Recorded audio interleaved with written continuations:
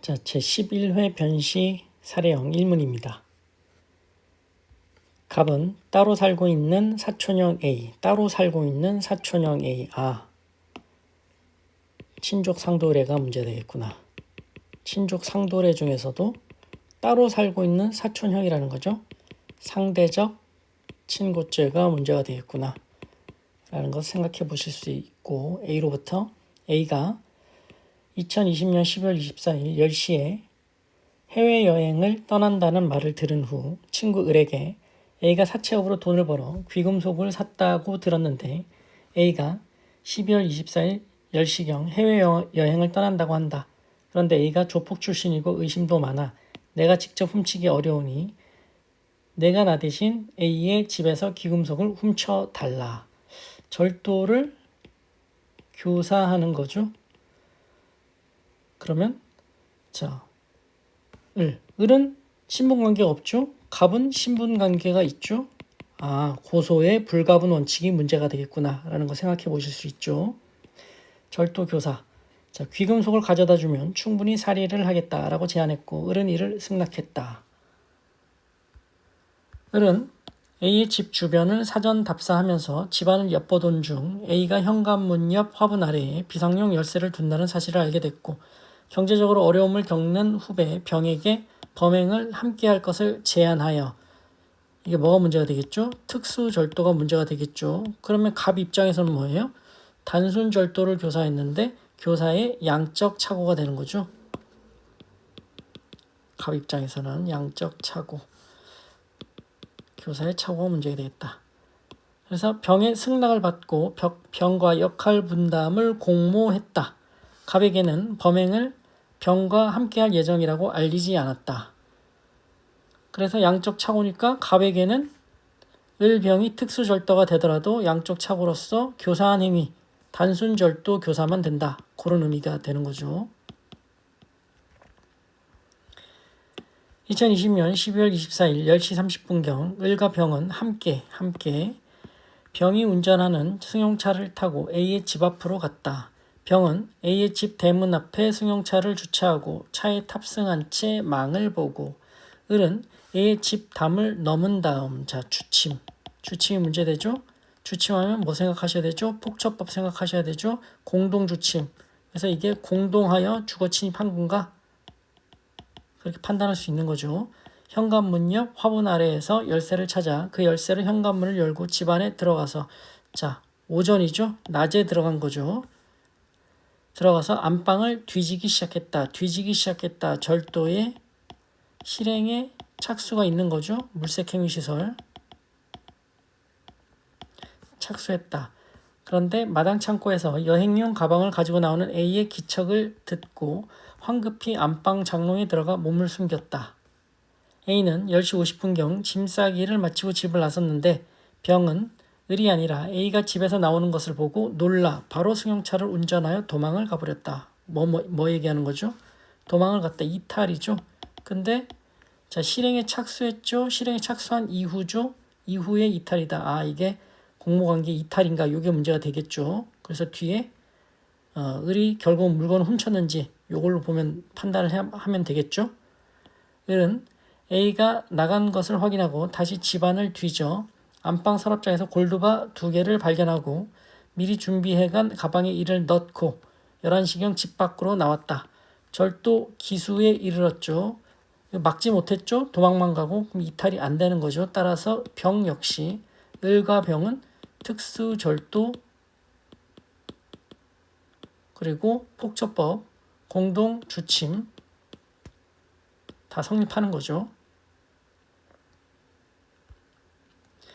나왔는데 병의 승용차가 보이지 아니하자 버스를 타기 위해 200m 떨어진 버스 정류장으로 걸어갔다. 감이 오시죠? 벌써 200m 버스 정류장. 준강도죄가 문제가 되겠구나. 한편 A는 공항으로 가려던 중 여권을 집에 두고 온 것을 깨닫고 11시 10분경 집으로 돌아왔는데 누군가 집안을 뒤진 흔적이 있어 도둑이 든 것을 알게 됐다. A는 자신이 집을 비운 시간이 길지 않아 범인이 아직 주변에 있을지도 모른다고 생각하고 대로변으로 나와 살펴보던 중 그 버스 정류장 200m 떨어진 버스 정류장에서 A의 시선을 피하면서 어색한 행동을 보이는 을을 발견했다. A는 을이 범인으로 의심되어 도둑질을 하지 않았느냐고 다급치면서 을에게 A의 집으로 같이 갈 것을 요구했다. 을은 A의 위세에 눌려 A의 집으로 따라왔는데 A가 도둑질을 하지 않았느냐고 계속 추궁하면서 112 신고를 하려고 하자 체포를 면탈할 목적으로 양손으로 A의 가슴을 세게 밀쳐 폭행했네요. 그래서 이게 준강도죄가 되는가 문제가 되는 거죠. 근데 준강도죄는 절도의 기회에 체포 면탈 목적으로 폭행 협박해야 되는 거죠. 과연 지금 언제죠? 200m 떨어진 곳에서 시간은 11시 10분경에 돌아왔다라는 거죠. 근데 을이 골드바를 가지고 나온 것은 11시죠. 10분이죠. 10분 후에 200m 떨어진 버스 정류장. 절도의 기회인가? 판례 있죠. 절도의 기회 아니라고 보는 거죠. 절도의 기회 아니니까 중강도죄 안 되고 이거는 폭행죄만 되는 거죠. 세게 밀쳐 넘어뜨려 A에게 약 2주간의 치료를 요하는 요추부 타박상 등을 입히고 그 자리에서 도망쳤다. 폭행치상죄만 되는 거죠. 을은 폭행치상죄가 되고 그러면 도망간 병에게도 폭행치상의 죄책을 물을 수 있느냐? 착오인 거죠. 공범과 착오 문제인 거죠. 그런데 특수 절도만 공모를 한 거고 폭행치상은 완전히 다른 범죄인 거죠. 예견 가능성도 없고 따라서 폭행치상에 대해서는 병은 책임이 없다. 그 후 을은 갑에게 훔친 골드바를 건네줬다. 을은 훔친 을은 갑에게 교사에게 골드바 2개를 건네줬다라는 거죠. 그럼 갑은 작물 취득죄가 또 성립하는 거죠. 병은 위와 같이 중간에 도망친 바람에 을로부터 돈을 받기 어려워졌다고 생각하고 유흥비를 마련하기 위하여 휴대전화 메신저 어플리케이션을 이용하여 옛 여자친구 B에게 내일까지 내가 3개월 전에 나한테서 빌려간 돈 100만 원을 무조건 갚아. 안 그러면 내 가족과 친구들이 이 동영상을 보게 될 거야 라는 메시지를 보내면서 협박이죠. 성폭법 위반이죠. 성폭법 위반, 촬영물 이용 협박죄가 되겠죠. 보내면서 과거 B와 성관계를 하면서 합의하에 촬영한 동영상을 캡처한 사진 파일을 첨부했다. 이거는 카메라 이용 촬영죄는 안 되는 거죠. 합의하에 했다라는 거니까 첨부했다. 위 메시지와 사진 파일을 받아본 B는 겁을 먹고 경찰에 신고했다. 돈 달라는 거죠. 공갈인데 경찰에 신고했죠. 돈은 안 줬죠. 공갈 미수가 되는데 여기서 쟁점은 내 돈 갚아라는 거죠. 결과는 적법한 거죠. 그런데 수단을 공갈이라는 불법한 수단을 쓴 거죠.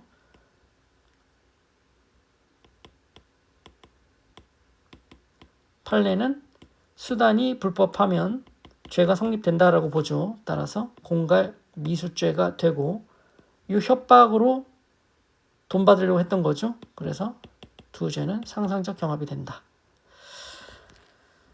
1. 갑을병의 죄책은 주거 침입의 점은 제외한다. 요거를 목차로 잡아보면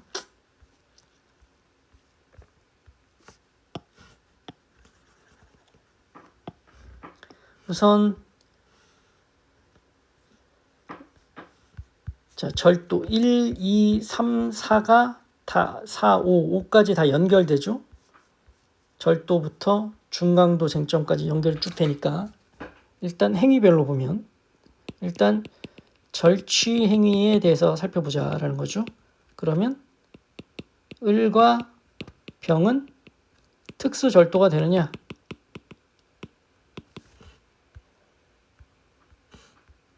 탑승한 채 망을 보고 한 명은 들어간 거죠. 특수 절도가 되려면 이제 현장설이죠. 학설 있고 합동하여 고 학설 판례 적어주시면서 현장 합동하여 해당한다. 특수절도죄가 된다라는 건데 여기서 하나의 쟁점은 병이 중간에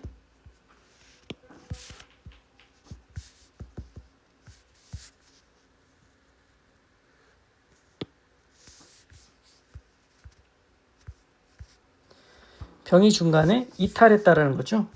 도망을 가버렸다. 이탈했다라는 거죠. 그래서 이탈이 되느냐라는 건데 그 공범 을은 기수에 이르렀죠. 따라서 이탈이 안 된다라는 거고 그래서 공모관계에 이탈이 되느냐 병의 경우에 이탈이 안 된다. 자, 이거부터 보셔야겠죠. 공범이 실행에 착수한 이후에 이탈이죠. 실행에 착수 이후에 이탈인데 그러면 실행에 착수가 있느냐?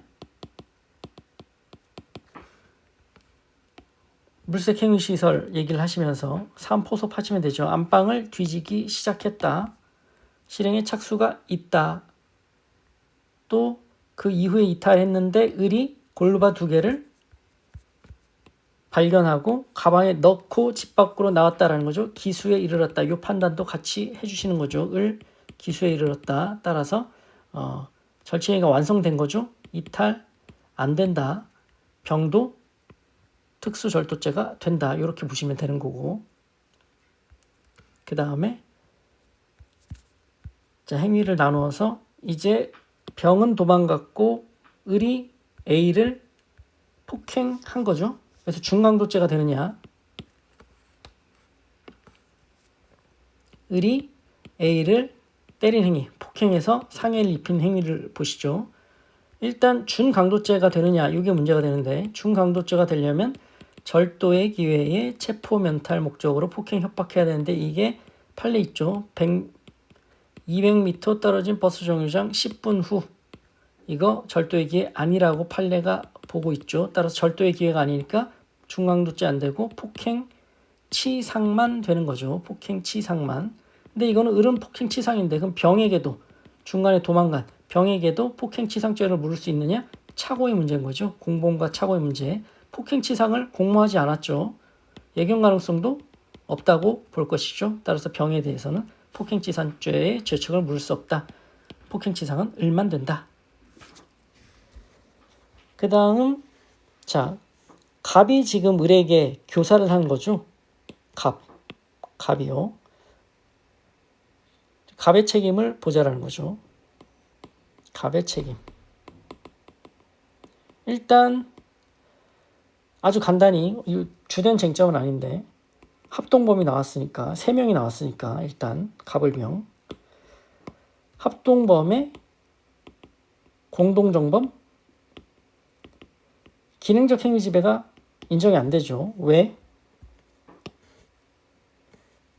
갑에게는 범행을 병과 함께 할 예정이라고 알리지 않았거든요. 그래서 기능적 행위 지배 인정되지 않는다. 합동정범 안 되고 교사가 된다라는 거죠. 그런데 교사에 착오가 있는 거죠.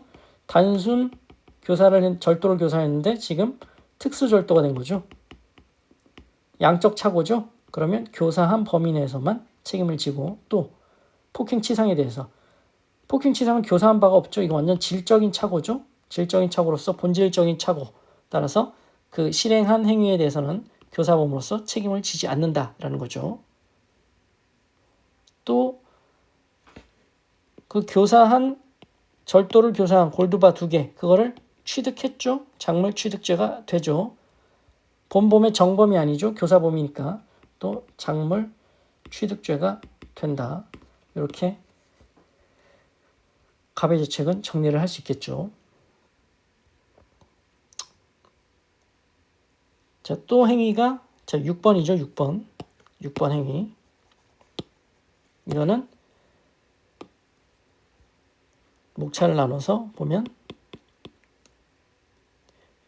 동영상 협박 관련 행위 보면 이제 병의 죄책인 거죠. 이것은 일단 기본적으로 합의하에 촬영했다. 그러니까 간단히 성폭법 위반, 촬영죄, 의사에 반해서 촬영한 건 아니다. 이 죄는 성립하지 않는다. 간단히 언급을 해주시고 그리고 협박했죠.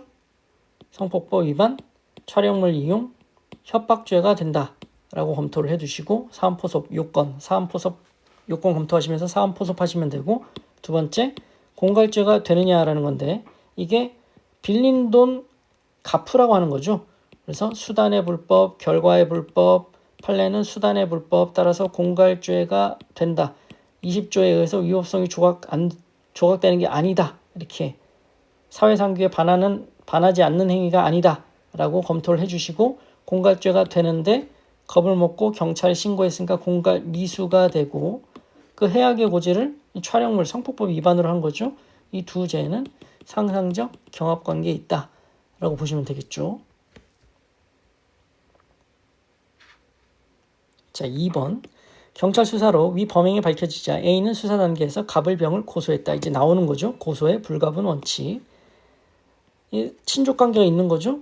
그래서 상대적 친고죄죠.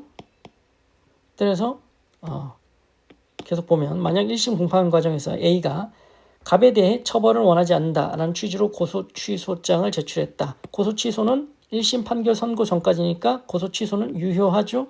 그러면 함께 재판을 받는 갑을병에 대한 법원의 판단은 자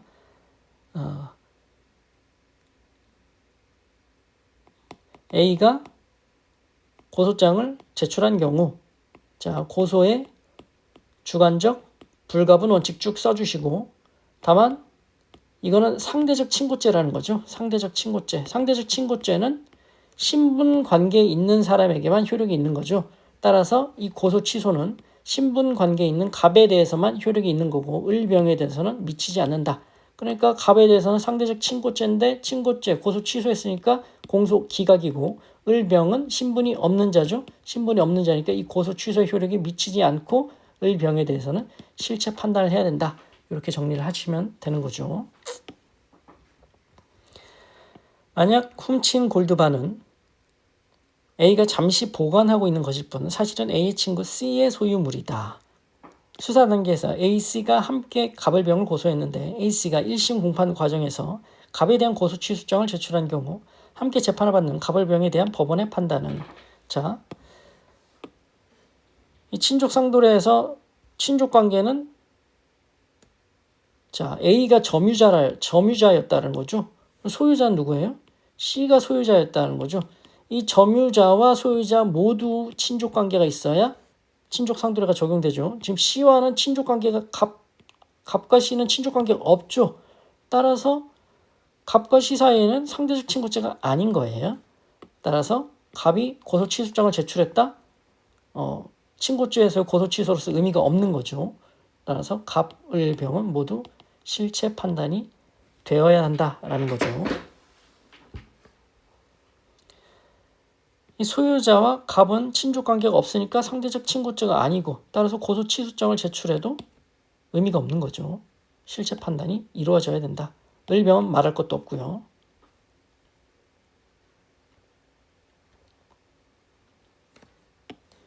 B의 신고를 받은 경찰관 P는 수사를 거쳐 병의 인적 사항 등을 파악하였고 위 6항 기재 내용을 범죄 사실로 하는 압수수색 영장을 발부받아 6항 기재 내용을 범죄 사실로 하는 압수수색 영장을 발부받아 병의 휴대전화를 압수했다.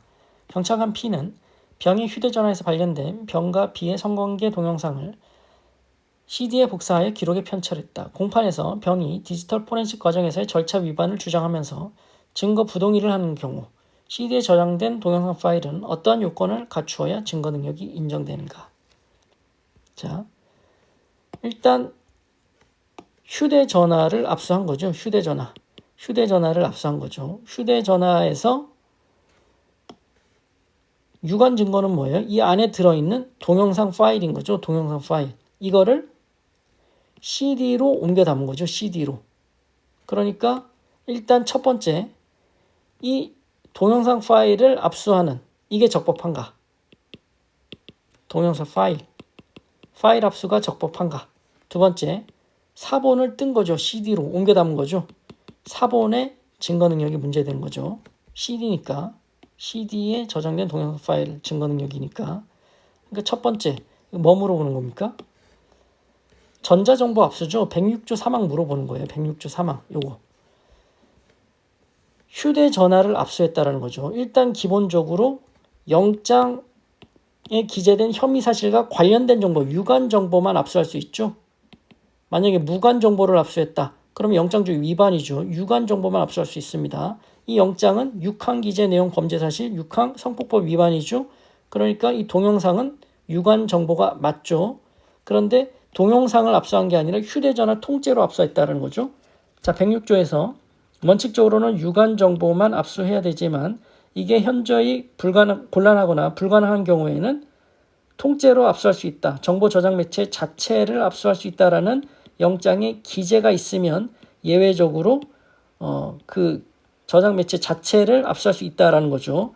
그리고 그래서 이 휴대전화 자체를 압수한 것은 이 유관 정보를 즉석에서 선별하기에 불가능하거나 현저히 곤란하다라는 사정이 있어야 되고 또 영장 기재로 그 저장 매체 자체를 압수할 수 있다라는 기재가 있어야 된다라는 거죠. 그래야 적법하다. 그럼 휴대전화를 그렇게 통째로 압수해 간 다음에 정보를 탐색할 것 아니에요? 탐색하고 선별하는 그 과정에 이 피의자, 병의 참여권을 보장해야 되는 거죠. 이게 굉장히 중요하죠. 참여권 보장하고 또 압수 목록, 나중에 불복할 수 있게 압수 목록 교부해야 되죠. 요 두 가지를 지켜야 일단 요 파일을 추출한 행위는 적법하다라고 볼 수 있겠고, 두 번째, 그 다음에 CD로 옮겨 담았다는 거죠. 사본의 증거 능력. 이거는 원본과의 동일성, 무결성, 이게 증명되어야 한다는 거죠. 요거는 쭉 써주시면 되는 거고.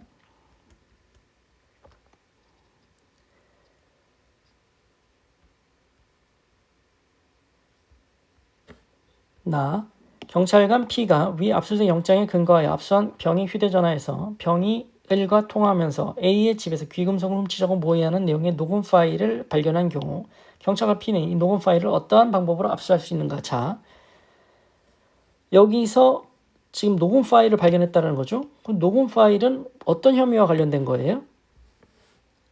절도와 관련된 거죠. 근데 이 영장은 어떤 영장이죠? 성폭법 위반, 공갈과 관련된 거죠. 그러면 이 영장과는 무관한 정보인 거죠. 판례 있죠. 이 무관한 정보를 발견했을 때는 어떻게 한다? 이 압수영장에서 근거한 압수 중에 적법하게 압수하다가 무관 정보를 발견했다. 즉시 중단하고 이 무관 정보, 이 녹음 파일, 이 절도와 관련된 별도의 영장을 받고 그리고 압수 그 정보를 탐색, 선별할 때 참여권 또 보장하고 압수 목록 작성해서 교부하고 이 요건을 모두 갖추어야 이 녹음 파일을 증거로 쓸 수 있는 거죠. 이 판례의 내용을 잘 적시를 해주실 필요가 있죠. 이것도 마찬가지입니다. 4. 만약 을과 병의 공범 사건에 대하여 을이 먼저 기소되어 유죄 판결이 확정된 후 병이 기소됐는데 병에 대해서는 무죄 판결이 선고 확정됐다. 을은 이를 이유로 재심을 청구할 수 있는가? 이거 재심 사유 묻는 거죠. 재심 사유 5호 증거의 신규성, 명백성 묻는 거죠. 이 무죄 판결을 근거로 재심 무죄 판결, 공범의 무죄 판결, 확정된 무죄 판결이 재심 사유가 되느냐? 판례는 뭐라고 해요? 안 된다라고 보죠. 그 무죄 판결에 사용된 그 증거 자료로 자기가 쓰지 못했거나 아니면 새로 발견된 것이 아닌 한 무죄 판결 자체만으로는 재심 사유가 안 된다라고 판례가 보고 있죠. 그래서 학설 쓰시고 판례 요거 쓰시고 해서 안 된다 검토 내리시면 되겠죠. 네. 목차는 정리해서 더보기란에 올리겠습니다. 마치겠습니다.